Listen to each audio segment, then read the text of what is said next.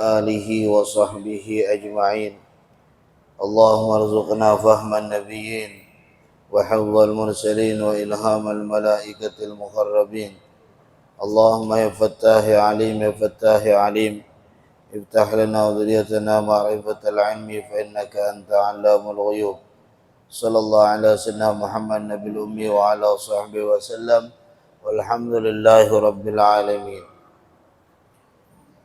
Para jamaah Masjid Al-Mu'minun yang dirahmati oleh Allah, alhamdulillah kita bersyukur kepada Allah yang telah menganugerahkan kepada kita nikmat iman dan Islam, yang telah memberikan kepada kita nikmat sehat wal afiyah dan keberkahan umur, yang telah memudahkan langkah kaki kita untuk menunaikan salatul maghrib dan dilanjutkan dengan ta'lim kitab Kifayatul Atqiya wa Minhajul Asfiya yang dikarang oleh Sayyid Bakri Ibn Syata Ad-Dimyati.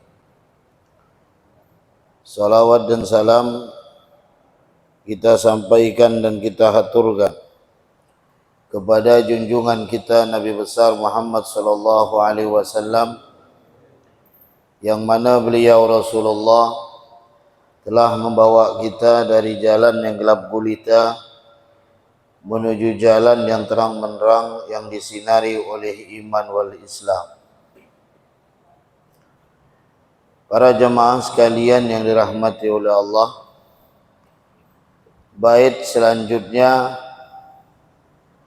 utlub mataban bin nadamati muqli'an wa bi'azmi tarkidz dzambi fi mastuqbila wa bara'atan min kulli haqqil adami wa li hadhil arkani far'a wa kammila.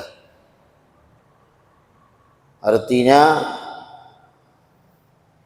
tuntutlah tobat itu dengan menyesal dalam keadaan mencabut diri dari dosa. Utlub mataban bin nadamati muqli'an wa bi'azmi tarkidz dzambi fi mastuqbila, dan dengan tekad atau azam untuk meninggalkan dosa pada masa yang akan datang.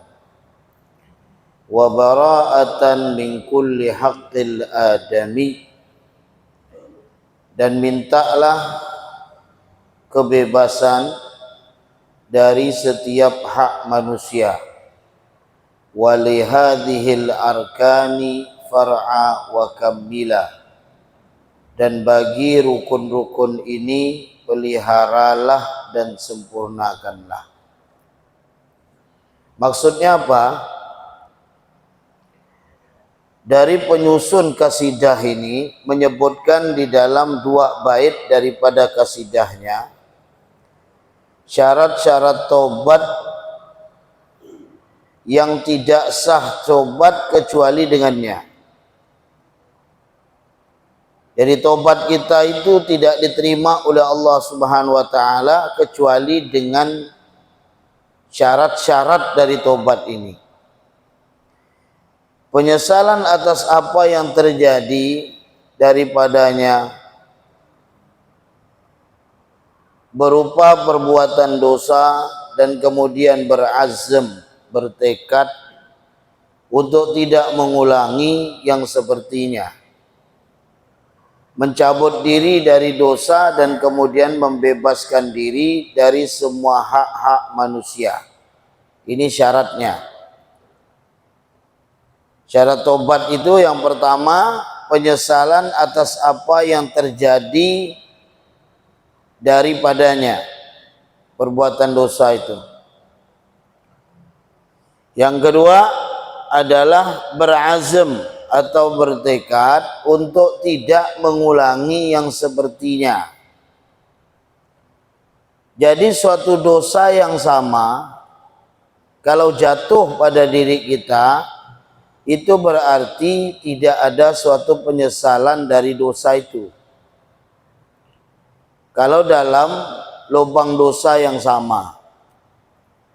Kalau dalam lubang dosa yang berbeda, itu mungkin bisa terjadi pada setiap Bani Adam, ya. Berazam untuk tidak mengulangi yang sepertinya dan mencabut diri dari dosa, ya.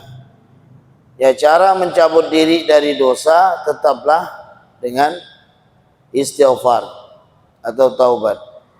Membebaskan diri dari semua hak-hak manusia, ya.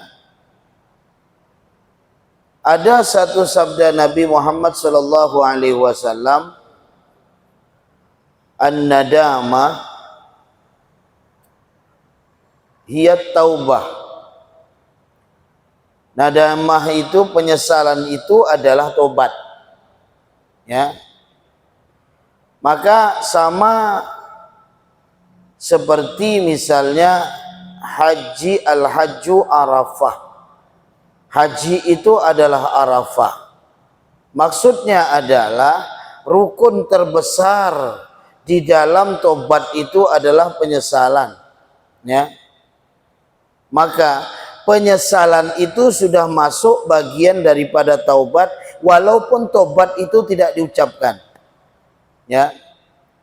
Ketika seorang hamba menyesal dengan dosa yang dilakukannya kepada Allah Subhanahu wa taala dan dia merasakan penyesalan itu pada dirinya, ya, dengan dosa itu, berarti dia sudah masuk golongan orang yang bertobat kepada Allah Subhanahu wa taala. Walaupun dia tidak mengucapkan taubat, ya. Karena an-nadamah ia taubah. Penyesalan itu adalah tobat, ya. Kalau dijelaskan haji itu adalah Arafah, artinya kalau orang sudah ke Arafah pasti dia haji, gitu. Karena puncak di dalam haji yang terbesar itu adalah Arafah, wukuf di Arafah, ya. Nah, jadi tanda sahnya penyesalan seorang itu, ya, dia lembut, ya, dan tersentuhnya hatinya, serta kadang banyak air mata. Dia sering nangis, ya. Dengan sendiri begitu dia terkadang mendengarkan suatu nasihat yang mengarah kepada pengampunan Allah Subhanahu wa taala, dengan tanpa sadar air matanya kadang jatuh. Orang menyesal selalu seperti itu. Atau kadang ketika imam membaca ayat Allah Subhanahu wa taala yang berbunyi tentang dosa dan neraka, kadang dia menangis, ya. Jelas pasti tersentuh hatinya, dan kalau sentuh hatinya pasti banyak air mata. Sehingga sebagian mereka berkata taubat para pendusta itu atas ujung lidah mereka. Maksudnya hanya dengan perkataan saja. Dia bersalah. Astagfirullah, astagfirullah, astagfirullah. Nanti gitu aja. Bersalah lagi, gitu lagi. Sehingga para ulama mengatakan tobatnya para pendusta itu atas ujung lidah mereka saja, ya. Tidak masuk kepada yang namanya penyesalan di dalam hati mereka, ya. Jadi apa maksud di dalam kasidah yang kita bacakan pada saat ini?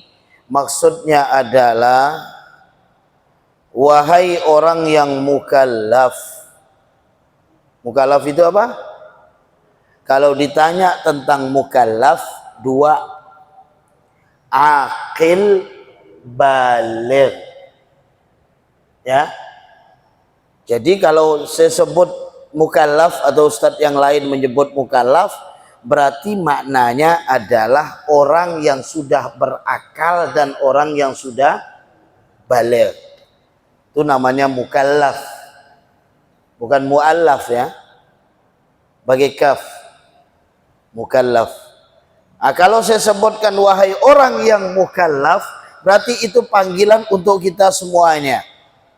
Ya, dan pengarang kitab ini memanggil untuk kita semuanya. Ya mukallaf, wahai orang-orang yang sudah berakal, orang yang sudah baligh, tuntutlah taubat itu dalam keadaan engkau merasa sedih.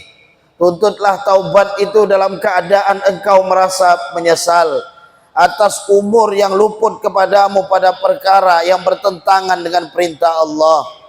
Ada rasa penyesalan. Ya Allah, umur saya sudah 40 tahun ya Allah. Dalam masa 10 tahun kemarin, berapa banyak kewajiban yang kau perintahkan yang hamba tinggalkan ya Allah. Berapa banyak dosa yang hamba lakukan ya Allah. Selalu lidah ini mengucapkan istighfar, meminta ampun akan dosa. Tetapi dosa itu selalu untuk hamba lakukan ya Allah. Penyesalan. Maka dituntut bagi kita yang akil dan mukallaf, ya, wahai orang yang diberikan oleh Allah umur, bukankah umur kita ini semakin berkurang ketika kita hitung dengan jarak kubur? Bukan umur kita ini makin bertambah. Itulah yang dikatakan oleh Imam Abu Nawas, wa umri naqisun fi kulli yaumin wa dzambi zaidun kaifa ihtimali. Umurku semakin hari semakin berkurang, sedangkan dosaku semakin hari semakin bertambah. Tambahnya umur kita, semakin dekatnya dengan kubur kita. Tambahnya umur kita di dunia, bukankah semakin tambahnya dosa kita kepada Allah Subhanahu wa taala? Tuntutlah diri kita masing-masing dalam keadaan wahai yang mukallaf, dalam engkau mencabut, keadaan mencabut diri dari dosa, ya, pada waktu itu juga jika engkau sedang melakukannya atau dalam keadaan berazam untuk tidak kembali kepadanya dengan cara bahwa engkau meninggalkan atau engkau berada ketika itu atas sebaik-baiknya keadaan. Ya, di sini maknanya. Dan juga hal atau keadaan engkau berazam untuk meninggalkan dosa pada masa yang akan datang sampai akhir umurmu dengan satu azam yang kokoh. Ya, ada juga hal keadaanmu yang mengusahakan kebiasaan dari setiap haknya manusia. Ya, kalau bicara tentang haknya manusia, itu adalah haknya harta. Ya, maksudnya para jamaah, apabila terkait dengan orang yang bertobat itu dengan haknya manusia, ya, maka disyaratkan kebiasaan daripadanya, ya, harus dia cari maaf daripada manusia itu sendiri. Saya sudah sering jelaskan, berdosa kepada Allah kita kembali dengan kesedihan dan penyesalan, tidak mengulangi dari dosa yang kita lakukan, maka pada saat itu Allah Ghaffar, Allah Ghafur, Allah Tawwab, Allah Maha Pengampun, Allah memberikan ampunan, Allah menerima taubat kalau dosa itu kepada Allah. Tapi kalau dosa itu kepada manusia, dosa itu kepada makhluk, 1000 tobat saya kepada Allah tidak akan diampunkan sampai makhluk itu memaafkan kita. Ya, artinya sudah menyelesaikan dari semua tanggungan-tanggungan dunia kita kepada makhluk, ya. Sehingga ada hadis yang diriwayatkan oleh Imam Muslim dalam sabda Rasulullah SAW, barang siapa yang bagi saudaranya di sisinya ada kezaliman pada kehormatan atau harta, maka hendaknya dia minta halal kepadanya. Hari ini juga sebelum tidak ada lagi dinar dan dirham. Ya, maka jika ada bagian amal akan diambil daripadanya sesuai pada kezalimannya. Saya zolim ini, ya, kepada jemaah. Misalnya, saya harus mendatangi jemaah untuk minta maaf supaya dosa saya diampunkan oleh Allah dari wasilah maafnya jemaah. Kalau tidak akan timbul. Beribu kali tobat kita kepada Allah tidak akan diterima sampai yang menjadikan suatu hak bagi kita di dalam makhluk itu kita selesaikan. Ya. Karena kalau saya tidak datangi itu jamaah, tidak datangi itu minta maaf, tidak saya selesaikan segala kesalahan saya dibalik daripada kezaliman itu, maka nanti kata Rasulullah sallallahu alaihi wasallam diambil padanya amal sesuai dengan kezalimannya. Jadi kalau andai kata amalnya itu kan banyak, ada amalan sholat, ada amalan puasa, ada amalan zakat, atau mungkin ada amalan haji, ada amalan sedekah, ada amalan baca Quran, ada amalan yang sunnah-sunnah lainnya. Tidak semua amalan diambil, tidak semua amalan, ya.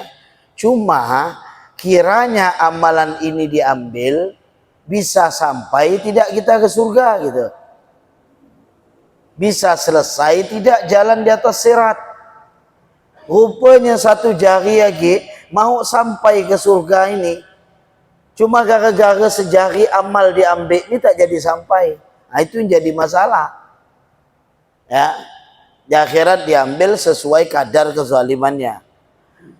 Oh, ternyata tidak ada amal dia.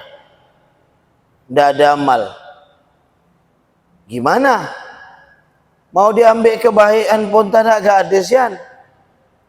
Apa yang mau diambil? Saya zalim kepada Abi Thalib. Ya, Abi Thalib saya zalim. Sementara saya tidak ada kebaikan yang kami bisa ambil untuk di akhirat nanti. Apa yang dilakukan oleh Allah Subhanahu wa taala? Mengurangi kesalahan kami dan menambah kesalahan saya. Apa saya tak salah? Nah, gitu. Ya. Jadi udahlah dosa kita tuh banyak, ditimpa lagi makin tambah. Nah, itu kalau amalnya tidak ada, ya. Nah, jadi lalu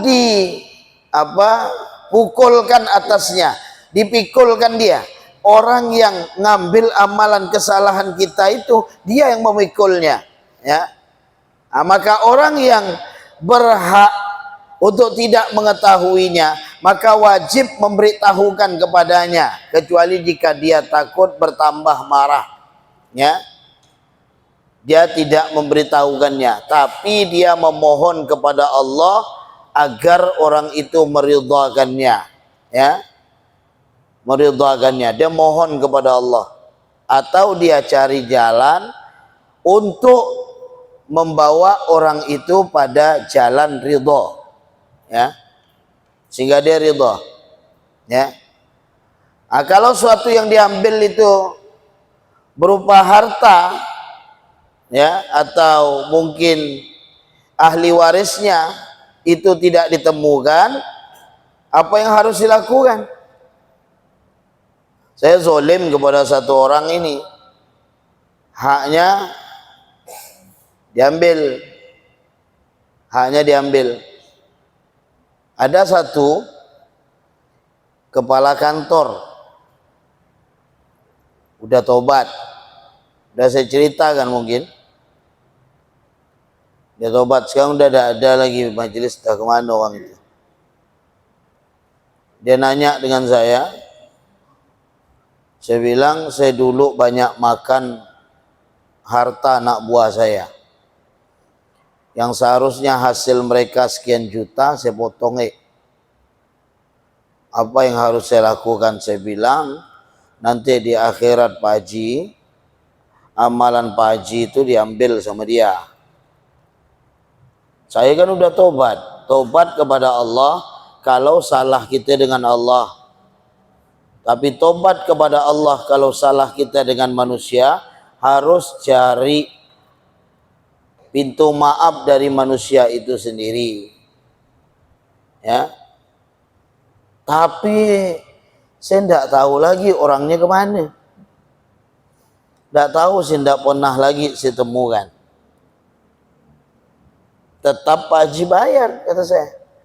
Bagaimana caranya? Ahli warisnya, ahli waris pun saya tidak tahu. Maka serahkan kepada qadhi. Ya. Serahkan kepada qadhi. Qadhi itu apa?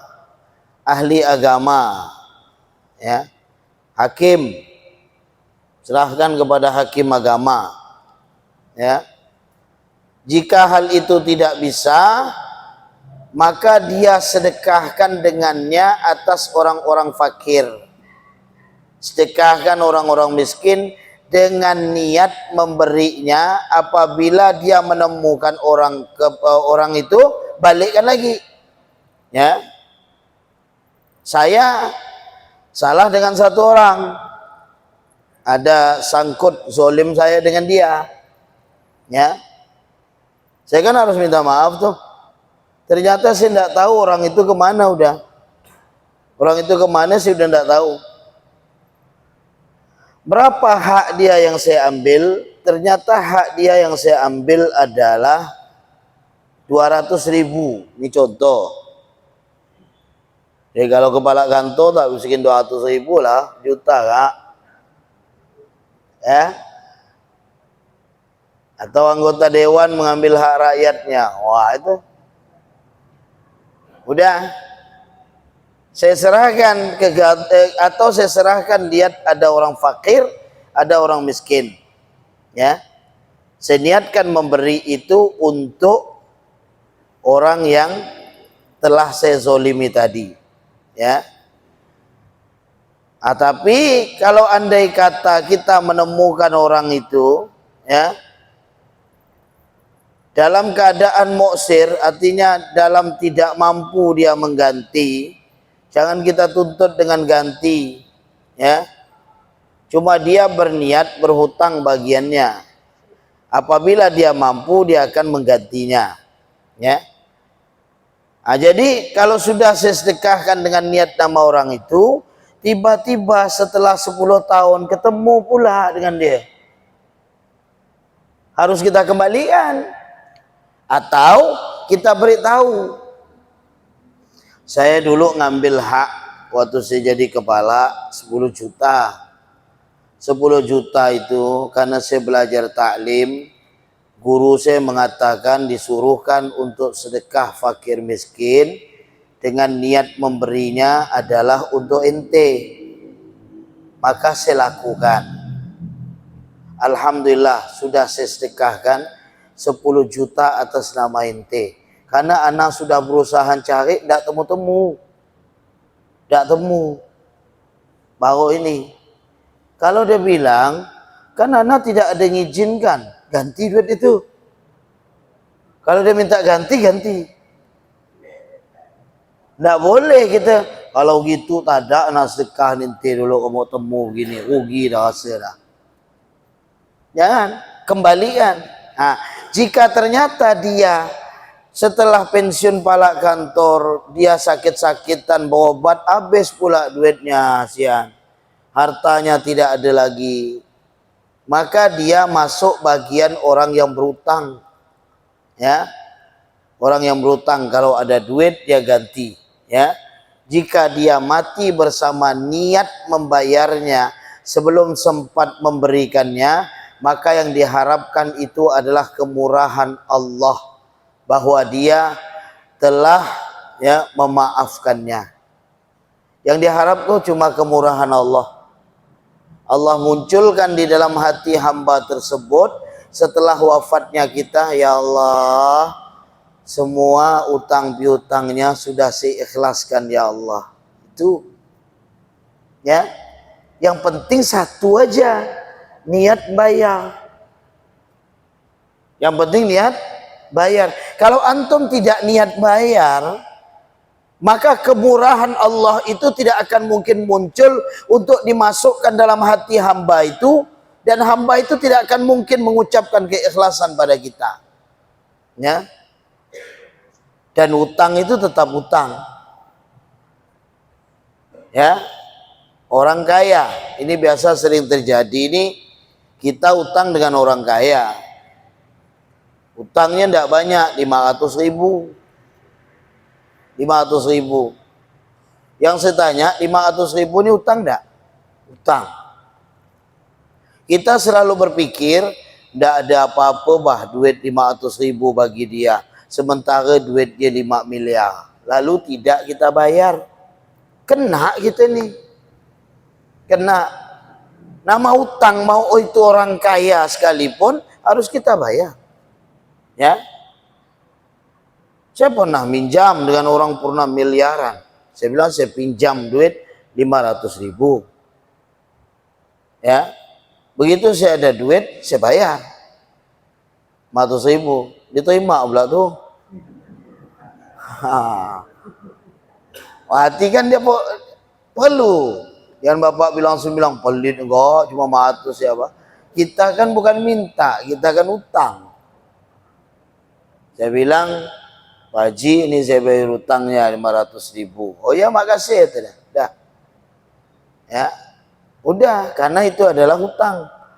Tidak boleh kalau kita menggampangkan dia. Nanti gara-gara 500 ribu, walaupun itu tidak ada harga bagi dia, tetapi amal kita nanti rugi di hadapan Allah Subhanahu wa taala, dicabut sama dia. Itu yang jadi masalah, dicabut untuk dia nanti. Ya. Jadi kalau kita memang tidak mampu, jangan kita merasakan takut. Hadapi keadaan. Saya utang dengan antum berapa? Ya. Dan saya akui bahwa saya yang tukang ngomong ini adalah ahli utang. Saya suka berutang uangnya. Ya. Apa mau saya beli itu berutang. Ya, alhamdulillah. Jadi kalau kita udah berutang, jangan kita malu ketemu sama orang itu. Ketemu aja, hadap nih. Ya. Yang kedua, jangan pernah menjanjikan utang kita. Jangan pernah menjanjikan. Ya. Pernah ada orang 1 bulan anak bayar. Pokoknya awal bulan nanti tahu udah ada itu barang. Udah berapa tahun dah ni? Ya. Itu setiap hari itu dituntut oleh Allah sejumlah hutang dia, sejumlah janji dia. Jadi bahaya kalau kita sampai janji. Ada juga nih gunakan insya-Allah. Ya. Tapi insya-Allahnya insya-Allah tak mau bayar memang. Insya-Allah. Saya itu kadang seram juga dengan kata insya-Allah itu. Ya. Saya mau bangun pesantren nih Pak, tolong bantu Pak. Insya-Allah. Tak ada muncul-muncul. Insya-Allah mau bantu ke insya-Allah tak ada. Ya. Insya-Allah nih kadang juga. Jadi kalau kiranya kita memang tidak bisa, baru kita bilang insya-Allah. Saya ada acara, tapi insya-Allah mungkin ada waktu yang terselipkan kita bisa gitu Pak. Ya. Tapi kalau memang kita udah tidak bisa mau pergi, jangan kita sebut insya-Allah. Ya. Nah, jadi di sini para jamaah sekalian yang dirahmati oleh Allah Subhanahu wa taala, hadapi. Jangan kita malu-malu. Ketemu aja sama orangnya, bilang saya belum mampu. Saya mampu ini 1 bulan ini saya bayar 1 juta lah. Utang saya 10 juta jadi 10 bulan. Tidak apa-apa. Tidak apa-apa. Jangan antum bungakan utang orang itu. Tapi kalau dia mau ngasih lebih boleh. Ya. Antum minjam ke ana. Janganlah. Ana minjam ke antum. Tak masuk akal pula antum minjam ke ana. Ana minjam ke antum 10 juta. Tiba-tiba penggantian ana kasih 10.500.000. Boleh. Antum ambil aja. Ambil. Intinya antum tidak menetapkan bahwasanya ini utang 10 juta, jangan lupa ya bayar 12 juta nanti. Itu masalahnya. Tapi kalau andai kata antum melebihkan, silakan. Tidak ada akad dalam situ untuk melipatkan dibalik daripada utang itu. Ya, kalau antum melonggarkan orang itu dengan tanpa adanya kesengajaan orang yang berutang itu, artinya orang berutang itu bukan sengaja tidak mau bayar. Memang dia tidak bisa bayar, belum bisa bayar. Antum longgarkan. Berapa utangnya? 1 juta. Tiap hari antum itu sudah bersedekah 1 juta. Tiap hari. Kalau sebulan dia baru bayar, berarti sebulan itu antum sudah sedekah tiap hari 1 juta. Berarti berapa? 30 juta. Tapi kalau orangnya tidak mampu bayar, ini yang buat hal ini, dia mampu bayar, maka tak mau bayar. Ini. Jangan antum timbal. Kalau ada orang berutang, lalu dia tidak mau bayar padahal dia mampu, mulut antum sebagai kawan harus dijaga. Ya. Yang antum bilang adalah tagih dia. Tagih dia. Karena kenapa? Penagihan itu sebagai kasih sayang kita supaya amal dia tidak diambil. Tempatkan posisi ini. Jangan antum, tidak apa-apa kan setiap hari antum dah sedekah 1 juta, dia tak bayar setahun pun tidak apa-apa kan sedekah 1 juta. Ini salah nempatkan nampak nih. Saya ada orang macam itu. Oh tidak apa-apa sih, kan tiap hari kan sedekah dengan bilangan gini. Ini orang mampu bayar enggak? Mampu. Tidak masuk pada bagian ini. Kecuali dia tidak mampu. Di situ. Ya. Kita harus paham. Kemudian subhanallah, ini dosa ke manusia ini. Ya. Setelah itu apabila berkata Imam Ghazali rahimahullah, Imam Nawawi rahimahullah taala, beliau berkata, secara zahirnya sunnah untuk menghendaki ya tetapnya tuntutan dengan kezaliman itu. Ya. Yang walaupun dia mati dalam keadaan miskin lagi tidak mampu untuk membayar hutangnya, yang mana dia bermaksiat dengan berhutangnya itu. Ya. Jadi bagaimanapun dia miskin. Dia miskin. Tapi dia berhutang kita, ternyata utang kita itu untuk judi. Utang kita itu untuk main judi. Ya, kalau seperti ini itu tetap bagaimanapun kezaliman yang dilakukan dia itu tetap antum akan mendapatkan sesuatu imbalan nanti ketika di akhirat darinya. Walaupun dia keadaan miskin sekalipun, dia tidak mampu bayar sekalipun, sangat dapat antum. Karena kenapa? Uang itu digunakan untuk maksiat kepada Allah. Nih catatannya. Yang kedua, hutang pada posisi maksiat sama maksiat itu tidak ada kewajiban untuk dibayar. Cuma nih masalah jong-jongnya berkelahi memang. Contoh, saya ya main judi misalnya nih, saya main judi dengan Pak Haji Samsul, apa-apalah Pak Haji lah, dah main judi. Dalam perjudian itu saya kalah 10 juta. Lalu Pak Haji pun, Pak Haji saya pinjam dulu 5 juta, saya pinjam 5 juta, kalah juga, saya pinjam lagi Pak Haji 5 juta, dah utang Pak Haji udah 10 juta. Ya, saya bertobat kepada Allah Subhanahu wa taala, saya tidak main judi lagi. Saya punya utang dengan Pak Haji kan. Utang saya tidak wajib tuh saya bayar ke Pak Haji itu. Pak Haji jangan nuntut saya untuk bayar utang. Apalagi subhanallah, ternyata saya tobat, Pak Haji Samsul pun tobat. Udah harus dilupakan itu Pak Haji. Yang Pak Haji tagih, Ustadz ingat tidak dulu utang Ustadz 10 juta ke saya, kan belum bayar. Jangan Pak Haji, karena utang itu dalam maksiat. Utang dalam maksiat sama maksiat itu tidak ada dibayar. Tidak dibayar. Ya, dan tidak ada tuntutan bagi kita. Untuk di akhirat pun tidak ada tuntutan. Kenapa? Karena dalam hal maksiat sesama maksiat. Ya. Ini senang ini kalau yang pernah ini. Kalau yang pernah udah tobat, oh aman nih, kita tak lah aku bayar lagi utang orang tu. Upa tak berdosa upa. Ya, itu. Tapi kalau dia miskin sekalipun tetap dituntut kalau uang itu digunakan untuk yang haram. Ya. Digunakan untuk yang haram. Nah, adapun apabila dia berhutang pada tempat yang dibolehkan baginya untuk berhutang dan tidak mampu untuk membayarnya sampai dia meninggal dunia, maka secara zahir tidak ada tuntutan atasnya di akhirat nanti. Ya.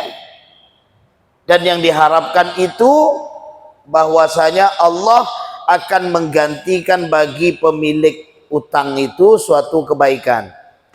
Allah ganti. Kalau memang dia tidak mampu. Ya.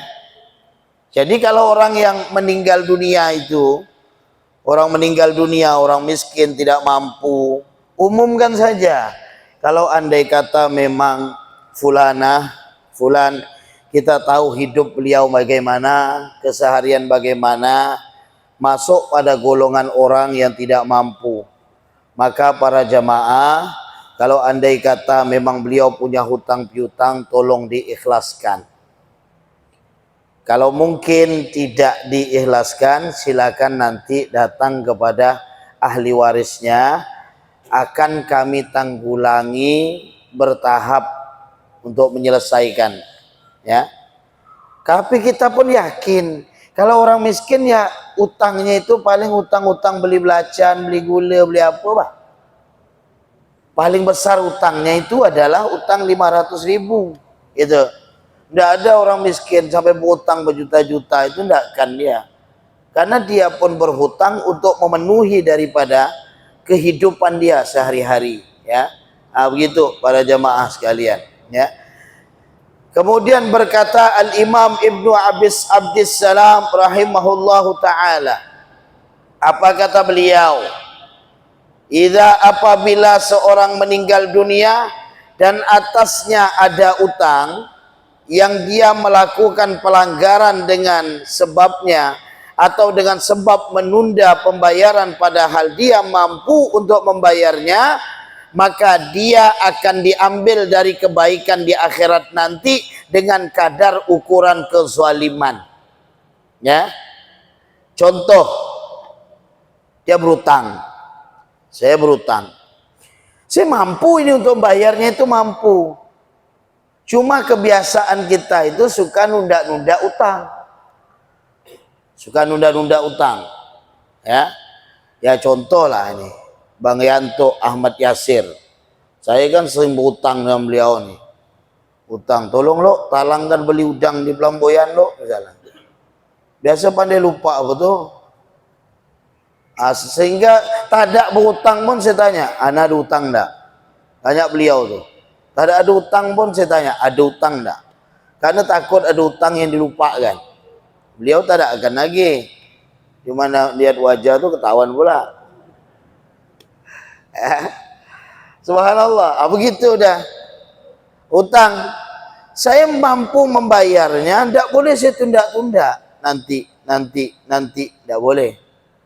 Ya, kecuali andai kata penundaan itu memang ada dispensasi dari orang yang dibayar. Dia bilang, oh tidak apa-apa sih, nanti aja. Anggap aja anda nabung dulu, nanti kalau udah banyak gue bayar. Tidak apa-apa kalau begitu. Ya, yang masalah ini adalah penundaan yang disengaja, tapi dia memiliki, nanti di akhirat diambil kadaran ukuran kezaliman itu. Maka jika habis kebaikannya, akan dipindahkanlah, dipikulkan atasnya dari keburukan orang yang dizalimi. Ya, kemudian dia pun na'udzubillah dilempar dalam api neraka. Jika tidak melakukan pelanggaran dengan sebabnya, atau tidak dengan sebab menunda pembayaran, padahal dia mampu untuk membayarnya, maka akan diambil dari kebaikannya di akhirat nanti, sebagaimana diambil harta-hartanya di dunia, ya, hingga tidak tersisa bagian sedikit pun, ya. Tidak diambil pahala imannya, sebagaimana tidak diambil di dunia pakaiannya. Tidak diambil pakaian yang ada di badan, kan tidak mungkin diambil. Maka iman tidak akan diambil, ya. Jika habis kebaikannya, maka tidak dipikulkan atasnya dari keburukan musuhnya, ya. Jadi ada beberapa situasi di dalam hal zolim atau utang piutang ini, ya, dilihat di sini. Maka para ulama ini menjelaskan kepada kita karena kasih sayang mereka yang begitu luar biasa kepada kita semuanya, ingin menyelamatkan kita dari banyaknya amal kita, tetapi ternyata bangkrut ketika datang di hadapan Allah Subhanahu wa taala, ya. Kemudian perkataan lagi beliau menjelaskan tadi, walihadhil arkan far'a wa kammila. Walihadhil arkan far'a, maksudnya peliharalah rukun yang 4 tadi yang saya sebutkan, ya. Apabila, kata beliau, engkau sudah melakukan satu perbuatan yang mewajibkan engkau untuk bertobat daripadanya dengan melaksanakan rukun yang 4 ini, selanjutnya wakamila, sempurnakanlah. Gimana sempurnakan? Dengan memberikan perhatian yang penuh dalam memelihara supaya sahnya taubat itu tetap diterima oleh Allah Subhanahu wa taala. Sahnya itu tetap diterima oleh Allah, itu yang harus disempurnakan, ya. Maka wajib bersama hal itu suatu hal yang harus terus menerus, ya. Dengan kalau dosanya selalu beristighfar, sebagaimana perkataan para ulama, taubat adalah perasaan takut sampai datangnya ajal. Tobat itu perasaan takut sampai datangnya ajal, ya. Kalau misal kita orang sakit hati dengan lidah kita, datangi minta maaf udah. Terus minta maaf, dia tidak mau maafkan, terus ya minta maaf, ya. Sambil dibarengi dengan istighfar kepada Allah Subhanahu wa taala. Sebenarnya untuk mencari maaf orang lain, cari saat-saat yang memang betul mudah bagi lidahnya untuk memaafkan. Itu caranya. Biasanya ketika posisi dia dalam keadaan sulit, ketika posisi dia dalam keadaan susah, kita pun terdepan dalam membantunya, ya. Dia sedih, ada orang tuanya meninggal, kita belikanlah air mineral kotak, itu kita belikan di rumah. Itu biasa lebih terkesan bagi dia. Setelah itu baru kita mengucapkan maaf, insya Allah itu dimaafkan biasanya, ya. Allah berfirman, in kuntum tuhibbunallaha fattabi'uni yuhibbukumullah wa yaghfir lakum dzunubakum. Surah Ali Imran ayat 31. Artinya apa? Katakanlah, jika kalian mencintai Allah, maka ikutilah aku, ya. niscaya Allah akan mencintai kalian. Aku di sini adalah Nabi Muhammad sallallahu alaihi wasallam. Dan Allah mengampuni dosa-dosa kalian. Ini di antara sunnah Nabi Muhammad sallallahu alaihi wasallam itu apa? Oh, ternyata ikuti Rasulullah untuk pengampunan dosa kita ialah memperbanyak istighfar atau kathratul istighfar. Banyak istighfar. Karena Nabi Muhammad SAW senang untuk beristighfar. Ya, maka subhanallah. Di sini ada suatu faedah di dalam pembahasan kita. Sebelum kita lanjutkan pertemuan selanjutnya pada bait selanjutnya, ya, di antara faedahnya Al-Imam Ma'ruf Al-Karhi rahimahullah wa radhiyallahu an, beliau meriwayatkan dengan sanad dari Anas bin Malik radhiyallahu an, dari Anas bin Malik dan juga dari Ibnu Umar. Sanadnya dari Ibnu Umar radhiyallahu anhum, ya, bahwasanya ada seorang laki-laki datang kepada Nabi, datang kepada Rasulullah. Lalu dia berkata, "Ya Rasulullah, tunjukkan kepadaku satu amalan yang memasukkan aku ke dalam surga." Satu aja Nabi Muhammad itu jawab, "La taghdab." Jangan marah. Ya. Dia nanya lagi. Ini ada beberapa hadis. Ada hadis tentang ja'a rajulun lan Nabi sallallahu alaihi wasallam faqala awsini qala la taghdab. Faraddada miraran qala la taghdab. Aja juga. Datang seorang laki-laki nanya, "Ya Rasulullah, beri saya wasiat." Kata Nabi Muhammad, "Jangan marah." Lalu apalagi ya Rasulullah? "Jangan marah." Itu ya diulangi Nabi. Itu ya. Kalau di dalam hadis ini ada tahapan-tahapan yang diperintahkan oleh Nabi Muhammad. Kalau saya tidak mampu untuk menahan marah, apalagi ya Rasulullah? Maka kata Rasulullah, istighfarlah engkau kepada Allah setiap hari sesudah sholat asar 70 kali. Setelah sholat asar berapa kali? 70 kali. Ya. Niscaya Allah akan mengampuni bagimu akan dosa-dosamu selama 70 tahun.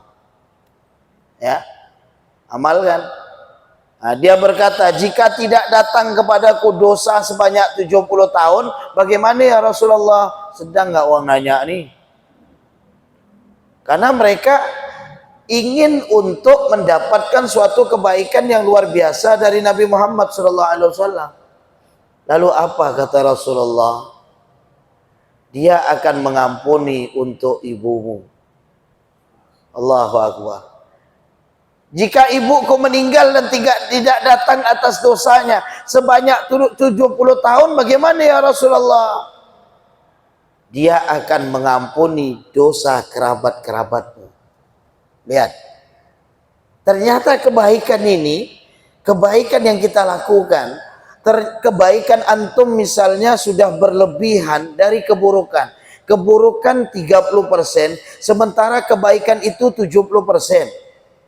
Ini kan sudah luar biasa. Kelebihan dalam kebaikan antum itu ternyata Allah akan catat bagi orang tua kita di dalam kubur. Orang tua kita dalam kubur. Ibu kita dalam kubur dapat. Ayah kita dalam kubur dapat. Sekarang kita memberikan apa? Ada orang datang kepada saya dengan penuh kesedihan. Dia bilang, "Saya Ustaz, sebelum saya tobat dulu saya sering nyakitkan hati orang tua saya. Saya sering bahkan mengatakan kata kasar. Ya. Sekarang dia sudah meninggal dan saya tobat ini dia sudah meninggal. Tobatnya saya ini setelah dia meninggal. Bagaimana ketahuilah ketika engkau bertobat kepada Allah, bukankah seperti kertas yang putih dengan tanpa dosa, dan saat kebaikan yang kau lakukan saat ini itu akan diberikan oleh Allah kepada kedua orang tua. Karena ada dalam riwayat itu, malaikat itu mau menghukum orang tuanya di dalam kubur karena dosa-dosanya. Ternyata anaknya di dunia hanya doa satu, Rabbighfirli wali walidayya warhamhuma kama rabbayani saghira. Saat itu malaikat langsung stop. Tidak jadi, perintah Allah. Kenapa? Karena doa anaknya yang menyambung kepada orang tuanya. Ketahuilah ayuhal jamaah, apa tidak untung antum duduk dalam majelis ta'lim sesaat antara maghrib dengan isya, ternyata kebaikan duduk kita hanya menjadi pendengar saja, itu dapat orang tua kita dalam kuburnya. Orang tua kita dalam kubur dapat. Alangkah bahagianya mereka. Sementara pengabdian atau pemberian kita kepada mereka untuk kebahagiaan mereka sama sekali tidak setara apa yang telah mereka berikan kepada kita semuanya. Itulah rahmat Allah yang diberikan kepada kita umat Nabi Muhammad sallallahu alaihi wasallam, ya. Insyaallah kita akan lanjutkan pada bait selanjutnya. Waqihi dawaman bil muhasabatil lati tanhaka taqsiran jara wa tasahula. Artinya peliharalah dan peliharalah tobat itu dengan selalu muhasabah, ya, yang mencegah engkau dari bersikap taksir yang berlaku dan selalu mempermudah. Apa maksud di dalam bait daripada kasidah yang diucapkan oleh pengarang ini? Insya Allah akan kita jelaskan pada pertemuan selanjutnya. Mudah-mudahan dengan keberkahan majlis Allah ampunkan dosa kita, dosa kedua orang tua kita dalam kubur mereka, dan mudah-mudahan Allah jadikan anak-anak keturunan kita orang yang saleh dan salihah, orang yang alim dan alimah, dan orang-orang yang berakhlak. Ya Rabbana tarabna wa annana asrafna ala ladha ashrafna fatub alaina tauba تصل لكل حوبا واستر لنا العورات وآمن الروعات واغفر ربي ومولودينا والآل والإخوان وسائر الخلان وكل ذي محبة أو جيرة أو صحبة والمسلمين أجمع آمين ربي أسمع فضلا وجودا منا لا باكتساب منا بالمصطفى الرسول نهضى بكل سول صلى عليه عند الحب وآله وصحبه عداد طش صحبه والحمد لله في البدء والتناهي والحمد لله في البدء والتناهي حسبنا الله ونعم الوكيل نعم المولى ونعم النصير ولا حول ولا قوة إلا بالله العلي العظيم وصلى الله على سيدنا محمد بالأمي وعلى صحبه وسلم والحمد لله رب العالمين سبحانك اللهم وبحمدك أشهد أن لا إله إلا أنت أستغفرك وأتوب إليك ثم السلام عليكم ورحمة الله وبركاته.